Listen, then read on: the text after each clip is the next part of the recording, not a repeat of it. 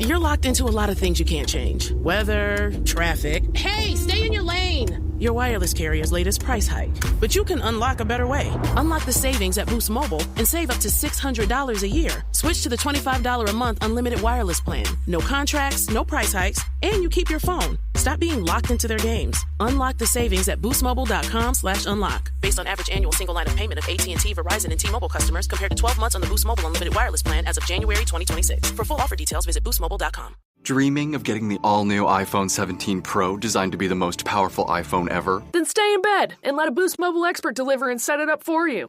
Oh, actually, they will have to get up and open the door. Oh, right. Delivery available for select devices purchased at boostmobile.com. Terms apply. Boost Mobile is now sending experts nationwide to deliver and set up customers' new phones. Wait, we're going on tour? We're delivering and setting up customers' phones. It's not a tour. Not with that attitude. Introducing Store to Door. Switch and get a new device with expert setup and delivery. Delivery available for select devices purchased at boostmobile.com. Welcome to Aran Island Discs, a podcast series where we talk to Irish people from different walks of life as they reflect on their own journeys. Join me, Russell McDermott, as we explore the many aspects of Irishness and what it means to each of our guests through life's ups and downs. Flo McSweeney, welcome to Aran Island Discs. Thank you, Russell. Thank you for having me. Now, the first straight question is, have you been to Aran Islands and how did you get there? I am ashamed to say I have never been to the Aran Islands. And I don't know why I've never been. It's one of those, why have I never been to the Aran Islands? And now I have to rectify that. I know we did a couple of times when we were in Galway talk about going. And then I know it's not a very long journey on a ferry, but it was one day we talked about going and it was quite rough that day. And I wouldn't have great sea travelling legs. That's my excuse anyway. Yes. And your German husband didn't want to go, did he not? My German husband. I am married to two men. I have Barry Murphy and Gunter Grund. Yeah. Depending on which day of the week it is and which wig he's wearing. Yeah, well, rather you than me. Yeah. He makes me laugh too much to take him seriously. I can't handle him. I know I can't handle him either. and after 34 years of trying. Very good. And how do you describe yourself, Flo, in your immigration poems or somebody asks you in the elevator? What are you in your own mind? What am I? Oh, my God, that's deep. No, you know what I mean. Are you a singer? Are you an actress? Oh, yeah. I mean, yes, listen, I mean, I sometimes, like if I'm doing an interview, people would say singer, actress, TV presenter. It's a long time since I presented television. I never considered myself a television presenter when I did. I am a singer first and foremost, and I consider singers musicians. A lot of musicians don't consider singers musicians, but I think in my core of who I am and what gives me joy and what I think I'm best at doing always has been singing. And how'd you get into television then? It was Billy McGrath, who was, oh my God, going back to the 80s. He was doing a producer-director course. I was in Moving Hearts at the time. And he had to, as part of his producer-director course, had to put together a half-an-hour programme. And he asked myself and Liam Mackey to do it. And we did it for the crack. I had never done television presenting of any kind before. And somebody within the powers that be in RTE saw the tape, and then Liam Mackey and I were offered TV Gaga, which was the first TV series I did. So with a lot of things in the 80s, it's probably one of my regrets in that I never had a plan, or I fell into things and I was like a rolling stone. I literally just kind of rolled along and went with whatever came my way. And television presenting was one of those things. But you always wanted entertainment to be... I wouldn't even use the word entertainment as such, but I suppose that's what it is. I am at my happiest and my most calm and serene and totally kind of at one with myself when I'm singing. And whether that is in a recording studio, in my kitchen, on a stage. But I suppose, being on stage, I toured for a couple of years with a wonderful couple, Fiachra Trench. Fiachra Trench is a string arranger. He wrote the piano part for Fairy Tale of New York, and his wife Carmel is a singer. And we had this show called Two Divas and a Piano, and did everything from kind of Tom Waits to sort of the Great American Songbook, all beautifully arranged by Fiachra. And there were moments in that where it was really kind of almost transcendental, moments on stage where you just feel it's connecting with people. And I feel that I connect best with people through singing, through music. But there was no influence in Cork when you moved to Cabin TV that drove that, do you think? Not really. I mean, people ask me, you know, like, was there music in your family? My grandmother wrote poetry, and she had some of her poetry published in local newspaper in Cork. You know, it was just something I always wanted to do. I wasn't terribly academic. I was a daydreamer. I spent most of my time staring at the window in class. And then I got involved in musicals in school, and we had a wonderful guy, Bernard Geary, who taught music in school. He also worked with the symphony orchestra, so we were very lucky in our school. And he really encouraged me when I was in secondary school. And then I think I answered an ad in the hot press when I was about 17 and joined my first band. And it literally just kind of went from there, just kept going. Was it the fame you're after, you think? Not at all. Now, possibly that age. You know, I mean, I think you're a very different person at 17 and even in your 20s to who you are when you get older. And I think possibly, yeah, I mean, it's not fame. I hate the idea of fame. I like where I'm at now because, you know, people don't know me. It's like Flo who. But yet, you know, I suppose people of my age and my generation, like when Leslie Dardell and I are doing this, we're touring the show, music of Carole King and Linda Ronstadt. And so, you know, we filled Vicar Street and they were people of my generation. And it's wonderful to go on stage and connect with an audience, but it's also equally wonderful to come off the stage, take your makeup off, come home and get into your pajamas and you're back to being a suburbanite. You know, I like anonymity. And do you get away with it? People don't recognize it? Oh, of course, totally. I mean, you know, the older you get, because there's a whole generation that comes up behind you. Yeah. And, you know, there are people who are the biggest stars in the country, like come to my twink, and there would be a whole generation of people who've never heard of her. So the older you get, I think, you know, you can don an anonymity cloak. You know, it's for me now, it's like it's just about when I gig, I absolutely treasure it as I've gotten older because I know that, you know, life is limited. Those moments on stage are limited and they will come to an end at some point. But, you know, for me, now it's just about going on stage, doing the gig and then coming off stage and leaving that person behind. Yeah. Relevance is a funny thing. You learn as you get older, you become irrelevant to some people, even young kids. So, you know. I know. It's scary, but it happens. Of course it happens. It happens to everyone. But the most important thing, I think, I mean, I hate the word relevance. I hate the way it's used. Yeah. As who is anyone to say who's relevant? Who isn't relevant? I mean, that it kind of means nothing to me. I think I'm relevant. I'm relevant in the life of my husband and my children. I'm relevant in my, you know, and I'm relevant in what I do. I don't need, and I think it's a joy of getting older. I sort of don't need the approval of others. And it's not to say I don't care, but I don't need it. You know, I do. What gives me peace is not what other people give me. Yeah, which is different from our kids face now with social media and things like that. They get measured by other people, they think. And their relevance. And somebody mentioned to me the other day about some influencer whom I've never heard of, an American who looks and sounds like a Kardashian. She's 30 million followers, and she's in the modern day view allegedly beautiful. You know, she's the fillers and the puffed up lips and everything. Yeah. And she's got a handsome husband and 4 kids. And it's absolutely painful to watch her.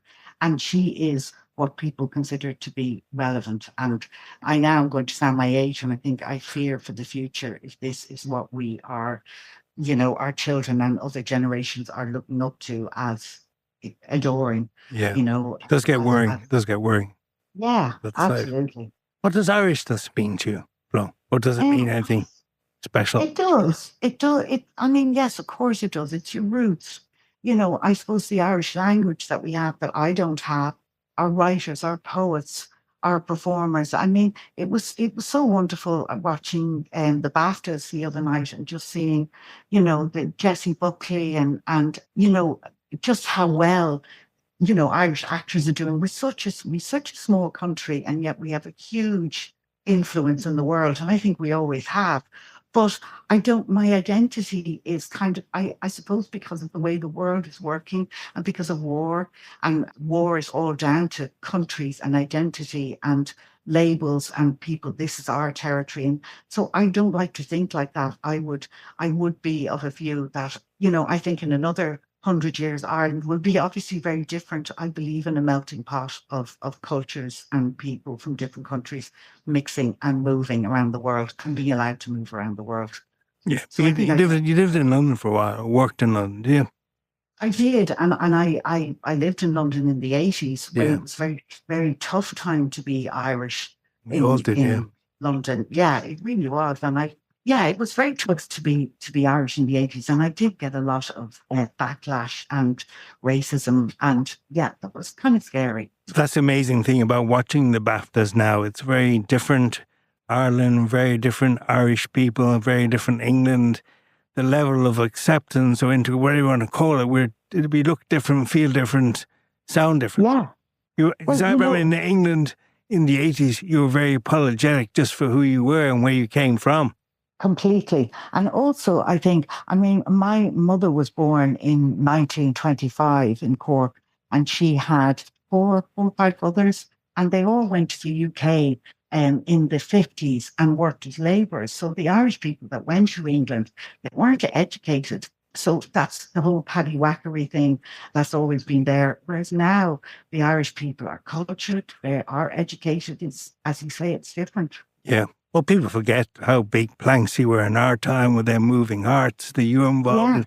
Yeah. They were iconic to us. I remember seeing Planksy in UCD. It was like a rock concert. Oh my gosh, yeah. They were absolutely...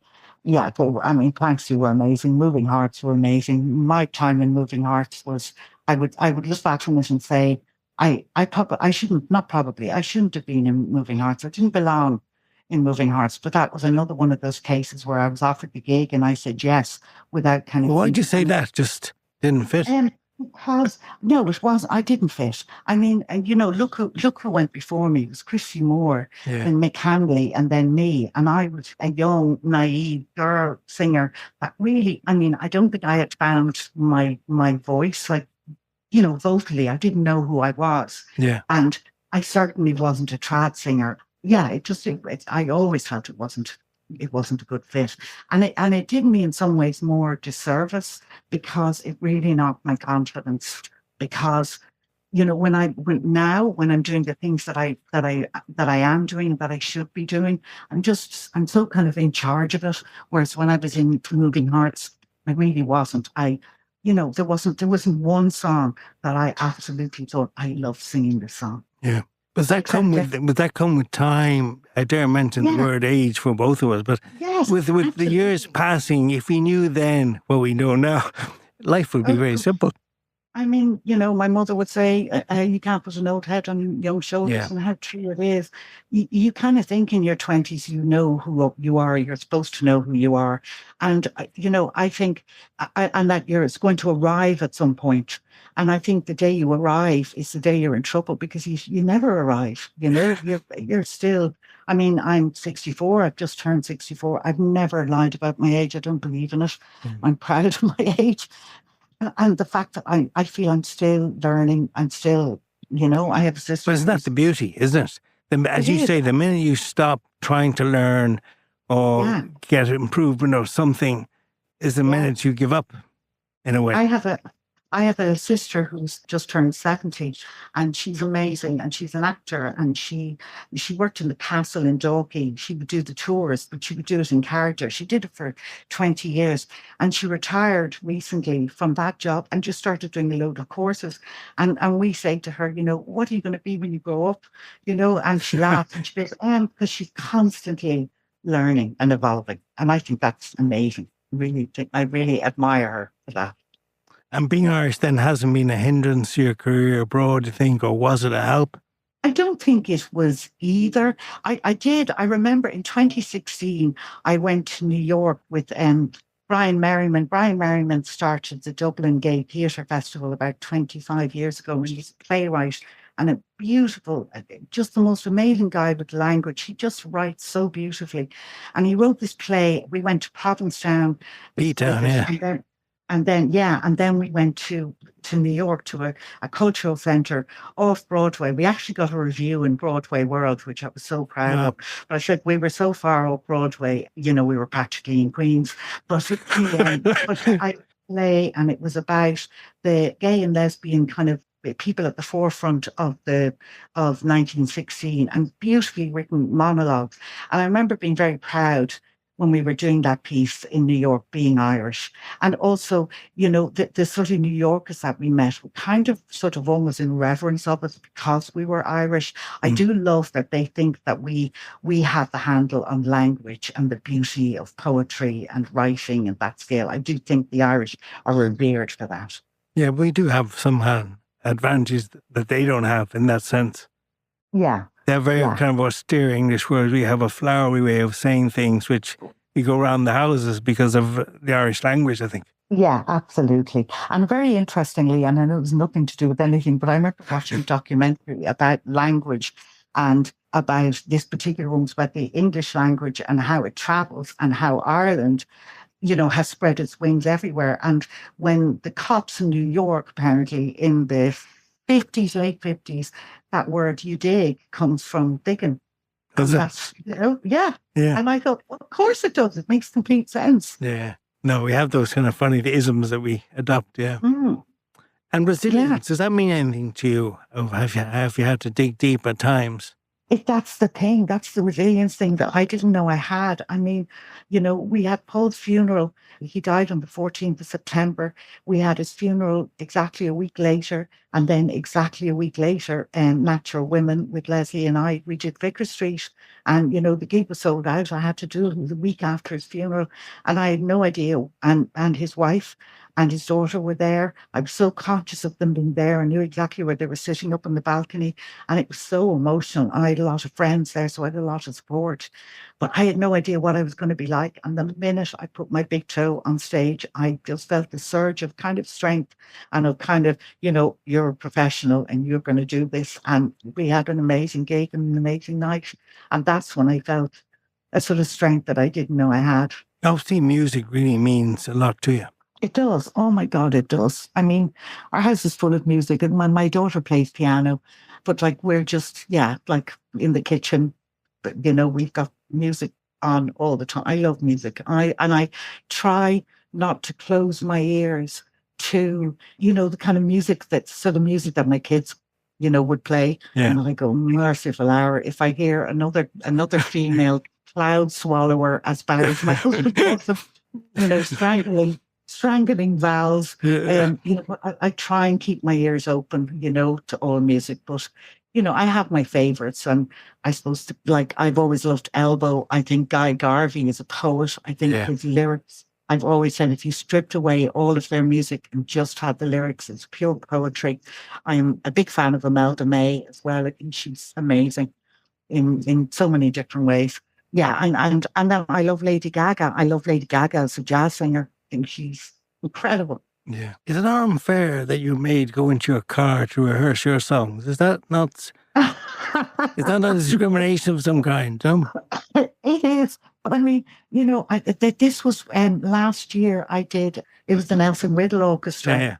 Yeah. Christopher Riddle, Nelson's son. And it was terribly sad because he got sick, a couple of months before he was due to come over here to conduct the orchestra of his father's arrangements. And I'd say I knew about 9 months before that I was going to do it. And I only had 6-7 songs that I was doing. These were the arrangements that Nelson Riddle had written for Linda Ronstadt. She did 3 albums of the Great American Songbook. Yeah. Pat Egan promoted the concert in Bord Gáis. So it was a big deal, big orchestra. And, I wanted them to be perfect. I knew that we wouldn't have a lot of rehearsal time, so that I needed to know these arrangements. So I thought, I cannot inflict this on my family for 9 months listening to the same. So I found the best place for me, and it is where I learn songs, is in the car. And I'm sure I have been seen at traffic lights, with my mouth wide open. Your lips moving. Howling to the wind. Yeah, I was amazed at how little time. I think one of those events, you only had 2 or 3 days to learn the repertoire. It seemed very short. Traffic may be locked, but savings isn't. Unlock the savings at Boost Mobile with unlimited wireless for just $25 a month forever. No contracts, no hikes, and you keep your phone. Unlock the savings at boostmobile.com/unlock. $25 forever requires customers to remain active on Boost Unlimited wireless plan. For full offer details, visit boostmobile.com. If your eyes are the windows to your soul and your glasses are the windows to your eyes, then it's pretty important to find your perfect frames. That's why at Warby Parker, we've made shopping for eyewear as easy and fun as can be. Peruse endless styles in our stores or use our app to virtually try on frames and get personalized recommendations. To find your next favorite pair of glasses, sunglasses, or contact lenses, or to locate your nearest Warby Parker store, head over to warbyparker.com. That's warbyparker.com. Well, I had gotten because the arrangements were done, there literally wasn't a note played that wasn't on those original Nelson Riddle arrangements. So I was able to literally listen to Linda Ronstadt's albums and know that the songs I was doing, knowing they would be identical. So I learned them. I knew the arrangements inside out. The concert was on a Sunday. I had about 4 run-throughs with the orchestra on Saturday morning, and then we did sound check on Sunday, and off we went. So I knew, I'd have to know. You're born to be showbiz, obviously, because the nerves didn't affect you then. No, and it's funny like that, and because it's a big venue, Lord gosh, and it is intimidating. It's standing in front of an orchestra and your name is announced and on you go, and it's like getting on a train, and you feel like you keep hanging on. Especially, I do sing a lot with big bands, and I'm a regular guest singer for the last 13 years with the Hot House Big Band, and now there's a band in Kilkenny that I sing with, and they're like 17, 20-piece big bands, and so you never rehearse with any of these guys at all. There's no rehearsal. You literally get sent copies of the arrangements and you have to learn them. So it is like getting on a train. Once the train pulls out, you can't deviate. You got to be there.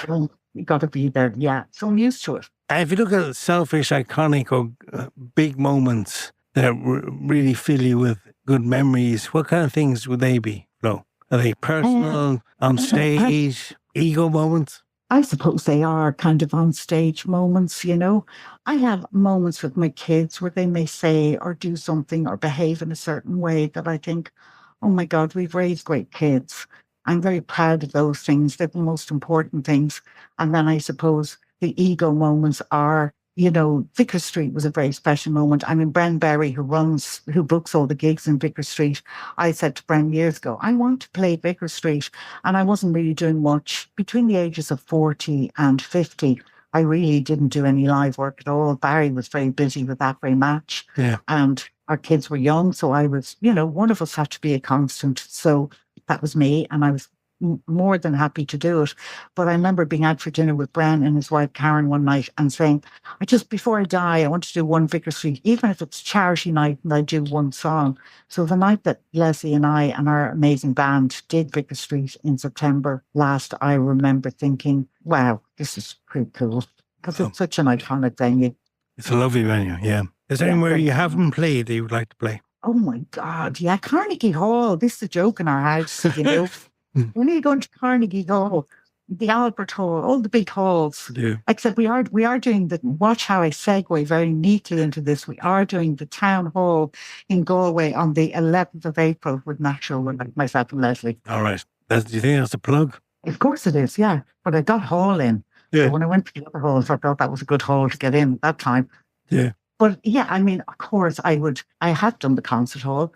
But yeah, I mean, I'd love to sing more with orchestras. I do love orchestras. That's your thing, I think, isn't it? Nelson Riddle and all this stuff. Yeah.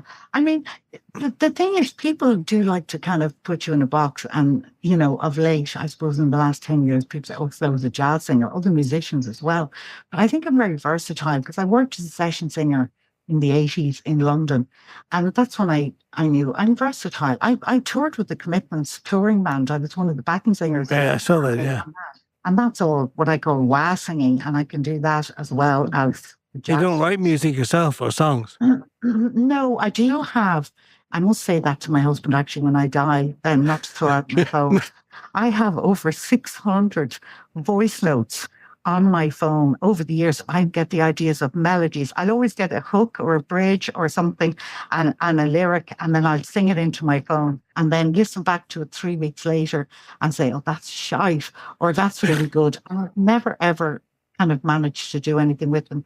So, does that make you too self-critical, or you just don't feel? I think I'm too self-critical. And I've also, maybe when I was young, like all the musicians I know now, and I've become very close friends with a wonderful guy called Fran King, who's a beautiful songwriter, amazing singer as well.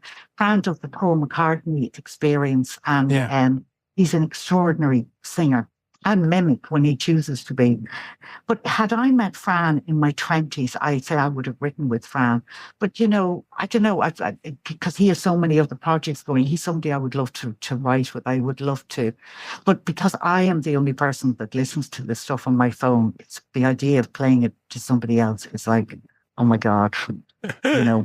And are you consider yourself a Cork woman or Cabinteely person or Dublin? I would say kind of Cabinteely / Dublin, but my roots being in Cork, and both my parents, my father was from Bantry originally, and my mother from Glanmire, and I spent my childhood up and down to Cork. But all my aunt and my cousins are there, but all my wonderful aunts and uncles are all gone. There were so many of them, all gone. Yeah, that's what happens, isn't it? Yeah, so you know, I suppose the connection is slightly more frayed, you know. Yeah. And poetry and words that give you strength, or any phrases or poems that have travelled with you over the years? Not really, though I keep on getting this, you know, this algorithm on Instagram and whatever in Reels, because I looked up things on grieving and grief. So I get all these beautiful poems that you know, that come up all the time. Some of them are anonymous. Some of them look like they should be Hallmark cards, and they're awful. And some of them are lovely. I have always loved Yeats, because I worked in the Yeats Festival in the Abbey Theatre with Bill Whelan many moons ago. I did five summers in a row of Yeats plays that Bill wrote the music for, and James Flannery, who was a professor of English literary in, where was it, Avery University, somewhere in America. I can't remember where it was. My brain doesn't function the way it used to. And through working with Bill Whelan, really, I just kind of fell in love with Yeats. And I loved Shakespeare as well. There's certain pieces of Shakespeare that I love, you know, but don't ask me to quote because I can't. Midsummer Night's Dream, can you give opening lines? Do you know something? It's so shocking because I said, I only have room for so much in my head. When I did Brian Merriman's Airbrush, and I had a 6-minute long monologue, and I wept tears over learning that. 6 minutes is a long time. As soon as we finished, it literally just left my brain. Now, I reckon if I had a few days, I could get it back. But the same with the Midsummer Night's Dream. That's over 30 years ago. I would remember a single sentence from that. Now, I hear some of these actresses on, say, Graham Norton, they quote things from years ago by word, punctuation and all. It's absolutely amazing. I think you're talking about Judi Dench. Judi Dench, yeah. Judi Dench was just amazing. I'm hoping that this is going to sound awful, but maybe if I get dementia, like my mother did. My mother was quoting the poetry from her childhood ad nauseum that I had never heard before when she was in her last years, when she had dementia. Quite extraordinary. No, amazing. She sometimes didn't know who I was, and yet this poetry was just flowing out. Right. And if you had to pick 4 or 5 songs, 1 or 2 songs that sum up your journey or the things you've reached out to lean on, what songs would come to mind, Flo?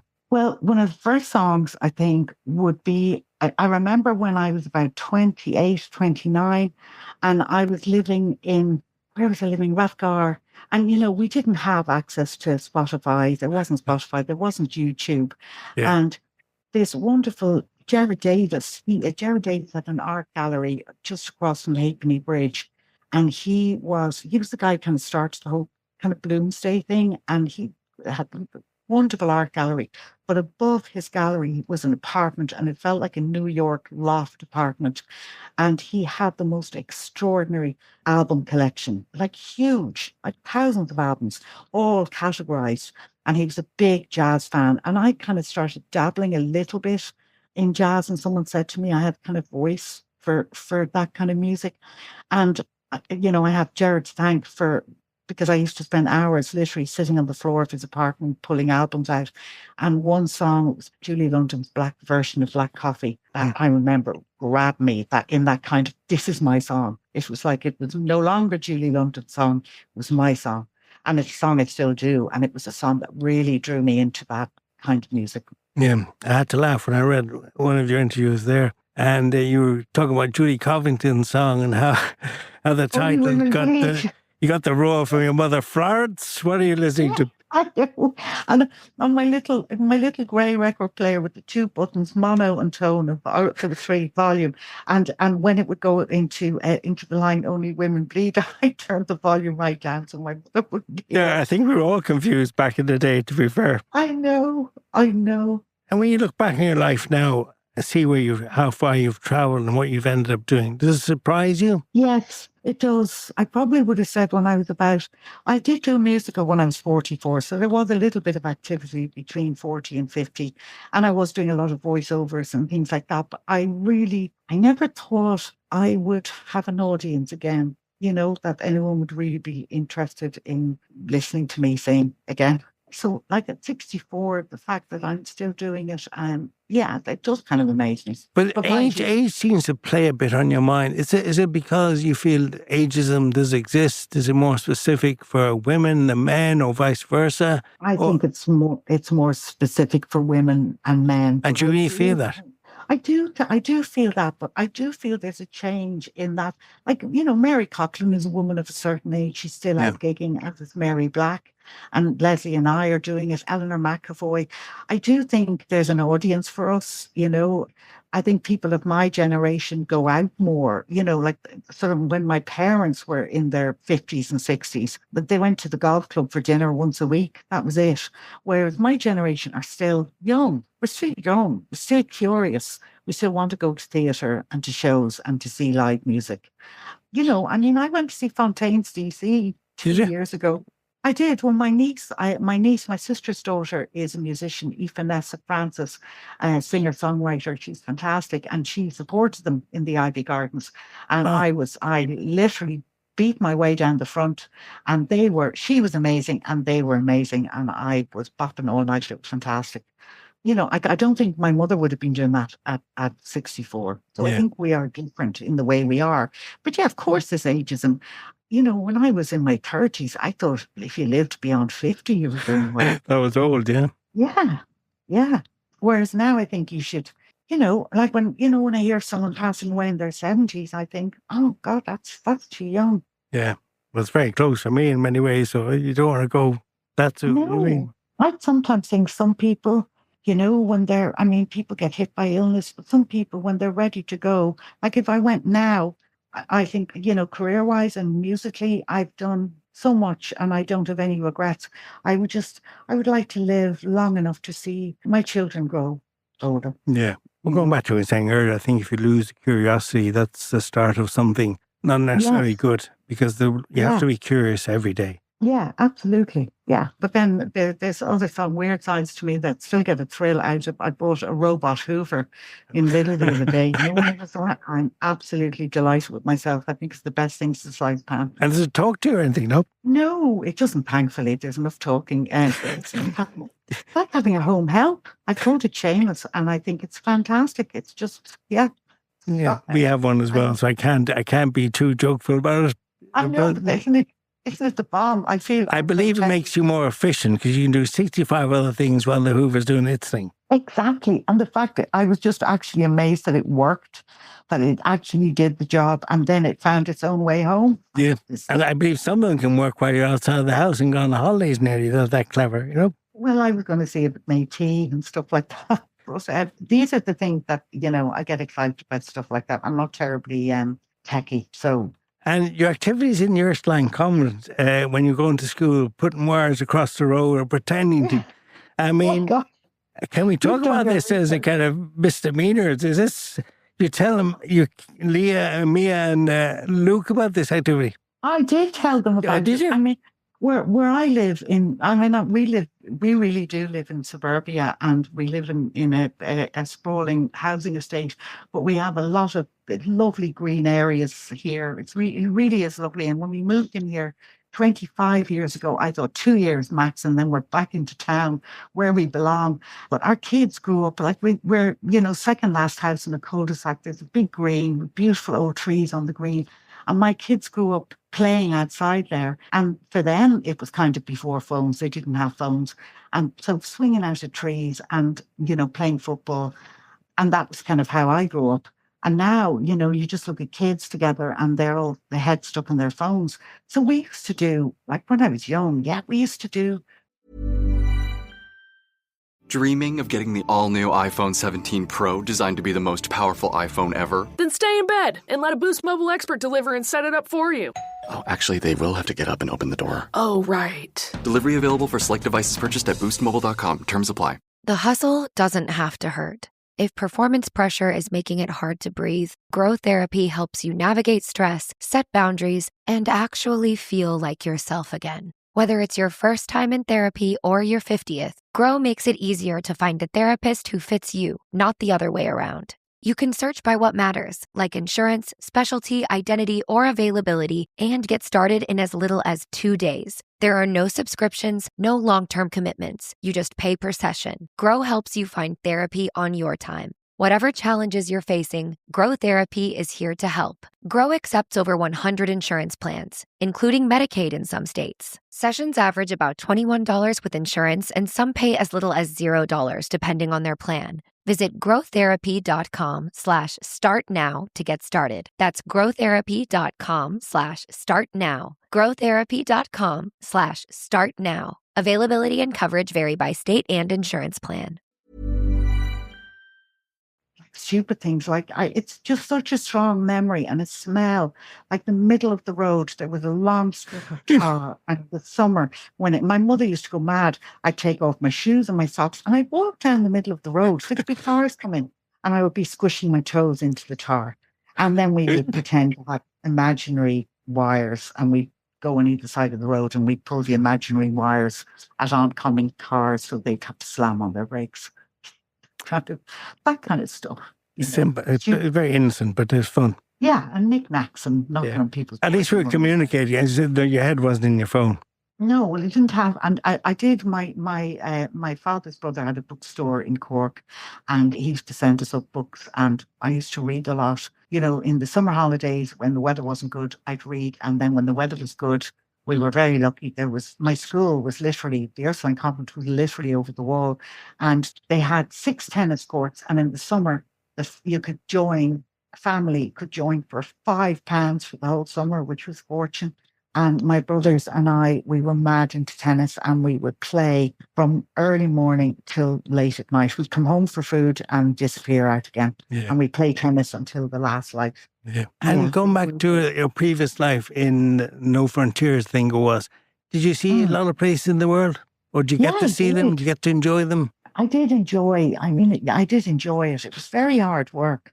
The first year that I started, I suppose the budgets were probably bigger, so we had longer time away. By the time I did the last year, I went to Australia, I went to Sydney on a Wednesday. I flew out on a Wednesday and I was back home Monday morning having done the program. So, and I look freaking crap. I look like crap because I'm knackered. Yeah. Some of the long hauls were, the morning after, I think we arrived in Sydney at 5 a.m, all over the place. I went to bed I set an alarm for like 4 or 5 hours, and I think I woke up 40 minutes later, and that was me done. I couldn't sleep that night, and the following morning at 8 a.m, I'd climb Sydney Harbour Bridge. It looks more frightening than it is. You're buckled in, aren't you? You're strapped in. Yeah, you're strapped on, and but still, my head was swimming from jet lag. There's no wind, obviously, because it must be windy up there as well. I can't remember if it was kind of a little bit of a blur. And I suppose one of the standout places was we went to Zimbabwe, and that was extraordinary. I went on safari, and that was, and it was like, we were really out in the wild, out at 5 o'clock in the morning, because word had gotten around that a pride of lions had taken down a giraffe, and we were bombing along in a jeep to catch up with that, to be able to film it, So Zimbabwe was Victoria Falls, all that. Yeah, I was very lucky. I do remember thinking, this isn't going to last forever. And what is it about Victoria Falls? Is it the water, the sound of the roaring, the power? God, I can't remember the words. They had something on Tundra, which was the roar of the Victoria Falls. We stayed in the Victoria Falls Hotel, which is just on the falls, and it was the sound of the water, the power of the water. And then when you see it and to see the rainbows going across the falls, it's just beautiful.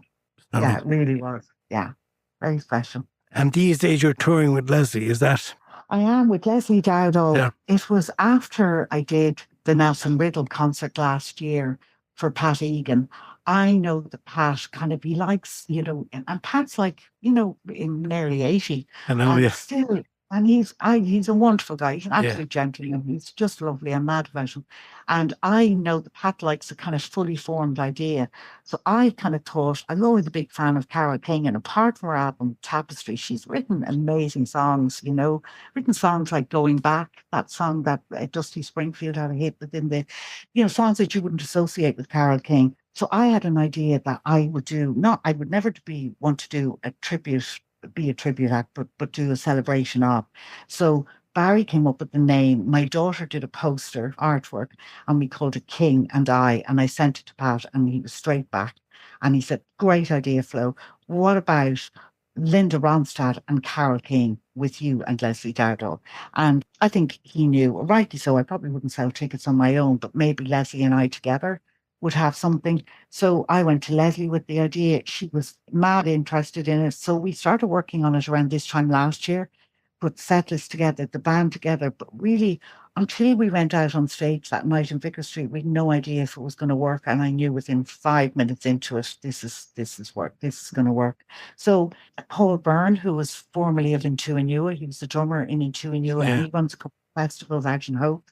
We were there this week. He has a festival all shucked up. So we're doing the Abbey Tavern in Hope. So Paul is taking it on and is promoting it. And so we're doing all over the country. We're doing the Town Hall in Galway, as I said, the Everyman in Cork, all the big ones, the Royal in Waterford. So it's great. And everyone in the band is of our age. We said we don't really want to be up on stage with young fellas.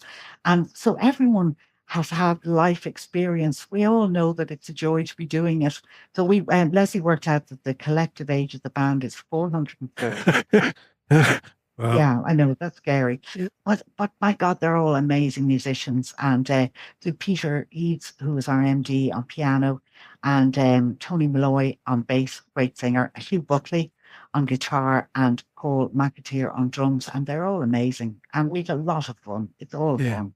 You must be amazed when you go back mentioning Fontaines, like the spread of your music career, what has evolved generically out of the Irish music scene. I know. I mean, I remember hearing you two in Las Vegas in 91 and driving from the airport. It was incredible. We wouldn't go and see them in UCD, but suddenly they were, you know what I mean? You wouldn't go down to the Dandelion at all because Bono would know you, kind of thing. And suddenly they were. And ever since then, it's been a conveyor belt of outstanding musicians and bands. It's incredible. It really has. And I have to say, Fontaines DC, they're beyond special. And also Grian Chatton did a solo album, and that album is phenomenal. He's a poet. He's absolutely. And this other band, because I listen to BBC Radio 6 and Modric Salek. I don't know them. Yeah, I mean, they're getting huge playtime in the UK. He was interviewed yesterday. And if he's not a poet, he should be a poet, because the way he explains the music and his concept of what the music is and communication, I found was fascinating. And this is not the Ireland I grew up at, you know what I mean, 1970s and 80s. You know, it's a very, very different place, and musicians are very positive and confident. They are. And it's also, there's no longer this feeling of, should wear a small little island, so nobody from here is going to make it, you know. Right. It's just so different. Look at Jessie Buckley from Killarney, and she is. I just said to Baz, my God, her shelf is going to be very full by the beginning of March. Yeah. Imagine at 36 years of age, she'll have... The Oscar's still to come, she's going to win the Oscar, I think. You know, Baz said this morning, I said she's going to have an Oscar, she's got a BAFTA, and Baz says, most importantly, she has an IFTA. Yeah, it's most important. You got that right. Yes. Yeah. And in closing then, Flo, how would you reflect... Yeah. And if somebody wanted to do what you have done, what would you say to them? I want to be in music, acting. What advice would you give them? I would say, don't get in your own way. I think I got in my own way a lot. I overthought. I was very much in my head in my 20s. And I get it. I think a lot of that is just being in your 20s. It's hormonal and it's everything. But I was full of fear and anxiety. And I think a lot of people would be surprised because I think I came across sometimes as... I was going to say, nobody have a clue. They think the exact opposite. No. Yeah. And I know that, and I did say this somewhere else. I heard that I had a reputation of being standoffish and cold and a bit up myself. I wasn't. I was terrified. I was terrified that if anybody spoke to me for long enough, they'd realise what a crashing bore I was and that I really had nothing to say in my 20s. I was full of fear. And I think, and I'm not blaming at all my mother for it, because you're very influenced by your parents. And my mother grew up in abject poverty in Cork, and she really did always have an attitude that, you know, just to make do with your lot and don't be expecting too much from the world and that kind of thing. And I think there was a bit of that in me. And so there was a fear, you know, a fear. But it wasn't also the time of Ireland. You didn't put yourself forward, didn't speak out of turn. You kind of apologising for just being there. Yeah, sure, who'd be looking at you? Yeah. That was my mother's favourite expression. Who'd be looking at you? I remember the night that I was going to my Deb's and getting dressed up in my dress, that my poor mother had sat up all night finishing for me because she was going into hospital to have a hysterectomy, and I didn't give a shite about going into hospital. Yeah. And I put the dress on and she told me I looked fine, you know, whereas I would tell my daughter how amazing she is 25 times a day. But so I think it's to be, the advice I would give is like to be fearless, to just freaking do it. I mean, I read somewhere is you worry, you die anyway. You don't worry, you die anyway. Yeah. So now, a reminder, there's this quote that Edna O'Brien had, which reflects the Aran, which says, when anyone asks me about the Irish character, I say, look at the trees, maimed, stark and misshapen, but ferociously tenacious. I said that to somebody much younger than me and said, that's absolute rubbish. We're totally different Irish people now. Yeah. Yes, yeah, absolutely. But what an amazing quote. Yeah. Well, Flo, say hi to your two husbands. I will say hi. And thank you for joining me on Aran Island. It's a pleasure, absolute pleasure, Rossa. Thank you for having me. And I will come and visit the Aran Islands.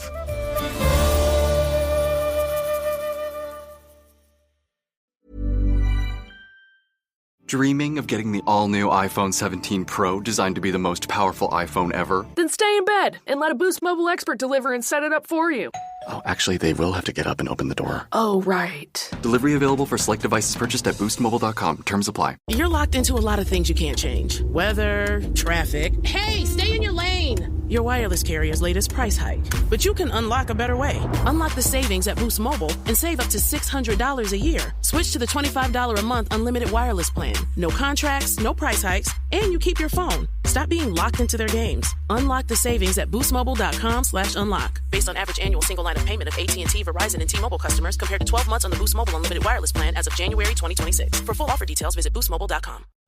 There's one place for the newest drops in wellness and performance, and the biggest sale of the year. It's The Drop by GNC, curating the best of what's new, handpicked by the pros who know what works. And right now, get it all, buy one, get one 50% off during the semi-annual Live Well sale. From crushing workouts to leveling up your nutrition and everything in between, get the best deals on the latest innovations. All the newness is all on sale right now during the Live Well sale on The Drop by GNC.